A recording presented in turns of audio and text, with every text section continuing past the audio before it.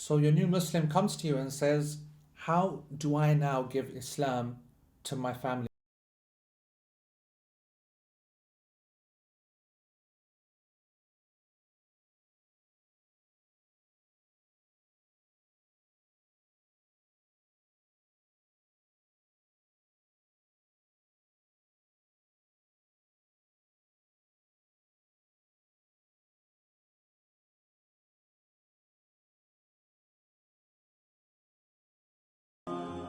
Bismillah ar-Rahman ar-Rahim, alhamdulillah, wa salatu wa salamu ala rasulillah. Assalamu alaikum wa rahmatullahi wa barakatuh. Now, of course, once a person becomes Muslim, it's very important to take account of where they're coming from. Are they living by themselves? Are they living with their parents? Do they have brothers and sisters? Are they married? Do they have children? And there are so many issues actually that need to be dealt with. Too many actually to take just in this short episode. Some of the fiqh matters of what one can do and not do in the company of one's family, inshallah, we'll deal with in another episode. But what I want to look at now is what our role should be as the advisor, as the teacher, as the scholar, as the da'i.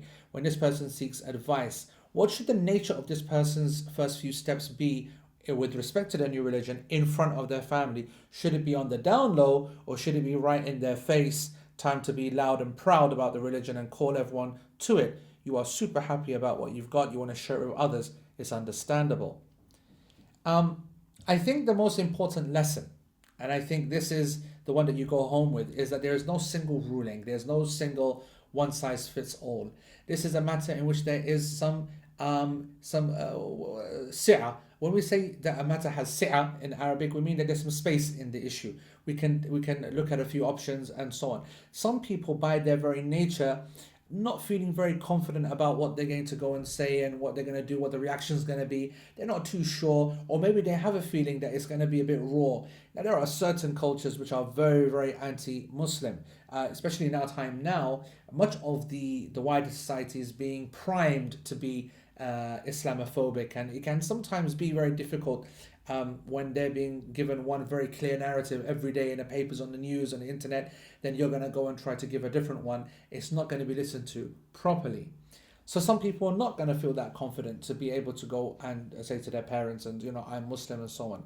And there is a particular story of one companion, Munqidh ibn Hayyan radiallahu ta'ala anhu, and that is exactly the route that he took when he became Muslim. After a period of investigation and discussion, and he went to the Prophet ﷺ and he discussed with him and told him about his people and so on.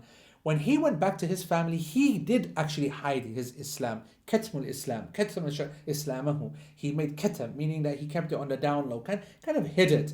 And that's not because he's ashamed of it, but because frankly, he knows that maybe his family members are way too involved in the opposing da'wah.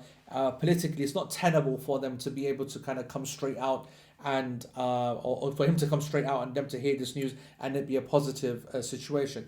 And so what we have in his story is that he never told his father and he never told his wife. In fact, his wife found out afterwards from other people who informed her, which is, I'm keeping it as secret as it gets. He didn't have the will, or you can say the confidence, or even the desire to want to tell his family because he was not sure of their reaction. So this is something which has been narrated, clear, it happened with a companion, and the companions of course are examples to follow. So we have one model to follow. On the other hand, we have other companions, from probably the most famous of them, Tufail ibn Amr al-Dawsi radiallahu ta'ala anhu. And he was a very public figure.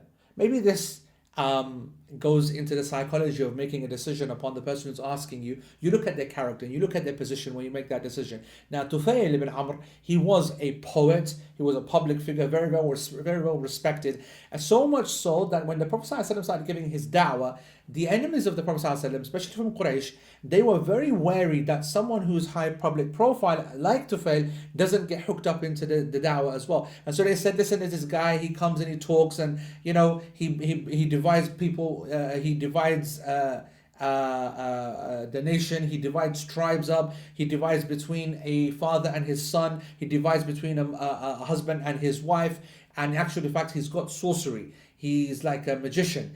he will trick you and so on. So they started propaganda really early because they wanted to protect their key assets, and Tufail was one of those key assets.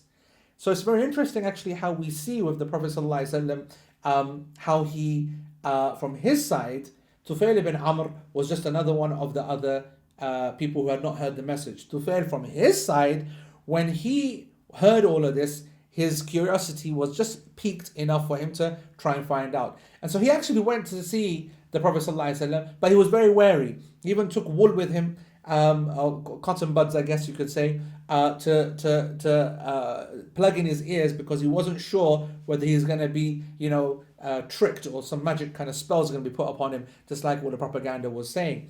And his story is a very long story, but just to cut it short, he heard enough little bits and pieces there, and he said afterwards, when he's explaining this, he said that Allah subhanahu wa ta'ala allowed me to hear just a few things, and whatever I heard was very positive. And so I thought, you know what?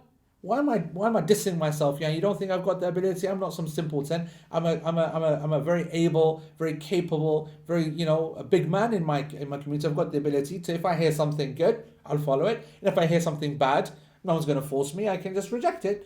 Forget what these people are saying. I can look after myself. And so he then, full on started to listen to the Prophet ﷺ. He went to him, he said to him, I'd like to hear more about what you've got to say. Tell me what you've got. And so the Prophet ﷺ, in this narration, as he said, he told him about the key principles of Islam and recited Quran upon him. And Tufail said, Wallah, when I heard that Quran, I knew that this man speaks nothing but good.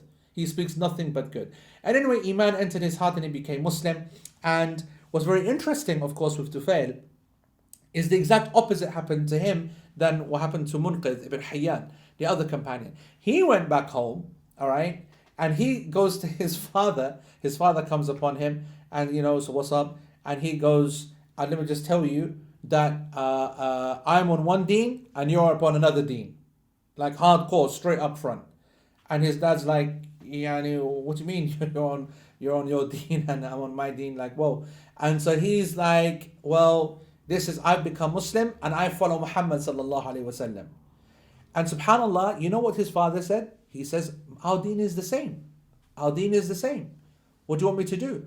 So Tufail ibn Amr said, go and make ghusl and put on clean clothes and come back to me, and then I will tell you what to do. And his father did exactly that, and he took shahada. He became Muslim. And this is the first person that he met. The second person that he met was his wife. And his wife came up to him and said, what's happening? And he goes to her, listen, you stay right where you are. I'm upon my deen and you're upon your deen.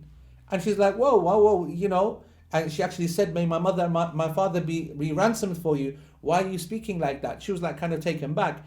And he said, no, I'm a Muslim and I have accepted and I follow the way of Muhammad sallallahu alaihi wasallam.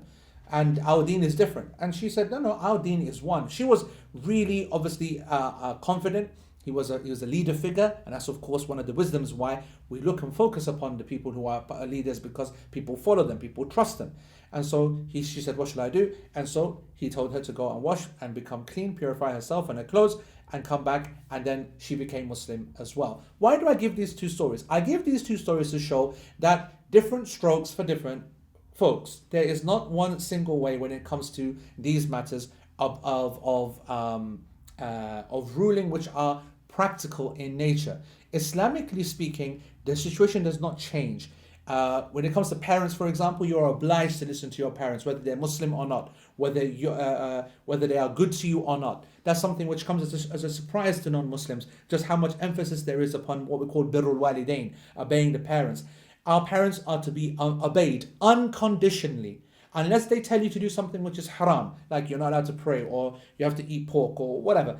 Unless they tell you something which is haram, anything which they tell otherwise is to be obligated upon you to actually obey them in that. To keep your parents happy, of course, is one of the greatest acts of ibadah in Islam. It's actually an act of worship. And to upset your parents, to make your parents get angry, to make your parents cry, is seen as not just a sin, but a major sin in Islam. This, of course, with the proviso that what they are telling you to do is not itself haram. So, think about this.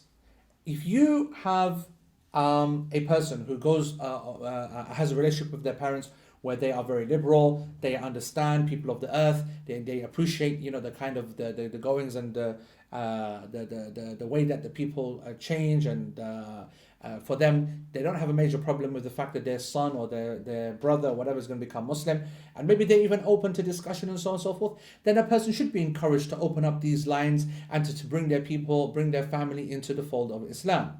However, if there's another person and they know their situation best, and they feel that that's not right, not the case, they have to hide their Islam and they have to pray secretly in their room, and they can't openly say I want halal meat, and they have to do things on the down low, then the text is there, the evidence is there, they are allowed to do that, they don't need to inform other people. The obligation of da'wah is not the kind of thing that you would imagine when you say the obligation of da'wah. You are not obliged to just go and knock on your neighbor's door, for example, and say, you must become Muslim. I have to tell you that because if I don't say this to you in this way, then I'm going to be held accountable. This is actually completely incorrect. The obligation of da'wah is to make sure that you are expressing the da'wah of Islam. Not that you say to your neighbor a particular statement, you must become Muslim. So a person being good and maintaining the general principles of deen is doing da'wah at the same time. So I want to say to you that a person shouldn't be put under undue pressure to go and put Islam upon their parents and to let them know.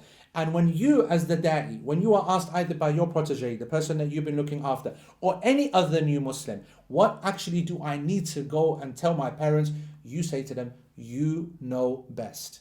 Because they always do. They know the nature of their mother and their father, and who's going to get angry, who's not, and where it could be violence could be a problem, and so on. And there are some specific scenarios which we'll deal with in other episodes. For example, there's a very emotionally charged matter, and one that the scholars differed over and discussed in detail, and that is when your wife or your husband is of the previous religion. How does that marriage continue? What about children when you have of the previously to a previous wife or husband, children who are not Muslim? What's the relationship with them? These are specific scenarios which we'll come to. But in principle, when it comes to presenting your Islam and telling them about your religion and calling them to the deen, then that's a political decision more than a religious one. It's one which is done based upon an understanding of the society and one's own family. Trust the new Muslim to make the big call. Don't come down hard upon them if they're wanting to hide. That's something that the person knows, as long as they recognize that they should be proud of their deen. Being proud of the deen doesn't mean smacking it in the face of their parents and their family. It is quite possible for them to keep it on the down low, looking for the greater benefit in the long term. Always have this understanding. Both ways are there. Some people need to go out and say it confidently. They will bring lots of people with them. They will know who they are. We will be able to push them gently in that direction if we have a feeling. But if they themselves showed reservation, then be easy with them, because both ways are acceptable. And Allah subhanahu wa ta'ala knows best. Wassalamu alaikum wa rahmatullahi wa barakatuh.